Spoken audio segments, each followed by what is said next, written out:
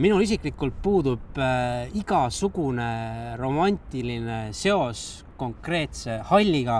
Võin nii palju öelda, et olen korra siin elus ühel kontserdil käinud, kui see hall veel täies hoos töötas. Küll aga see katus võib-olla sümboliseerib väga hästi katuserahasid, sellepärast et sellest samalt objektilt on väga hea vaade Tallinna linnale ja me eales ei tea, mitu katust on valmis ehitatud konkreetsete katuserahade eest.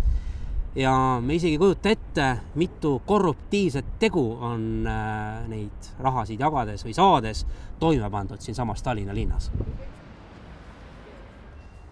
Katuseraha mõiste ilmselt juba aastate vanune, et kõigepealt ma arvan, et mõeldi selle all pigem regionaalsed investeeringud siis konkreetsesse valimisringkonda või piirkonda, aga Andres Ammas alles hiljuti andis ühes artiklis üsna põhjaliku selgituse selle kohta ja minu arvates võin julgelt välja öelda, et see loodi pigem selleks, et kummitempel paremini töötaks.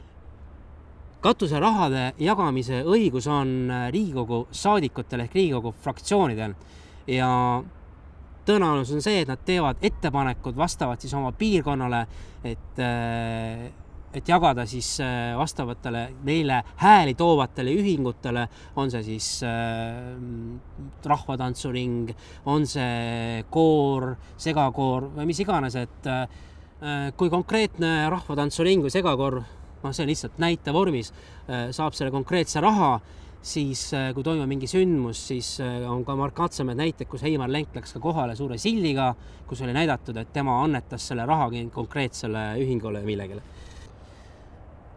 See on igat kodanikku peab kõnetama katuseraha küsimus, sellepärast, et kasutatakse konkreetselt ju maksumaksja raha. Kui me paneme kõrvuti seisma kaks Riigikogu valimiste kandidaati valimistel, üks on Riigikogu liige ja teine alles hakkab kandideerima, siis ühel on selgelt antud edumaa juba läbi selle, et ta on jaganud mingitele mittetulundusühingutele neid samu investeeringuid.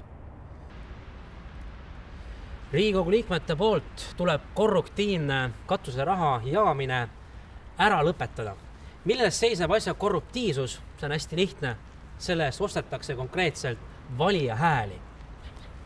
Kui te soovite midagi muuta, siis kõigepealt alustage iseendast. Minge valima ja andke oma panus.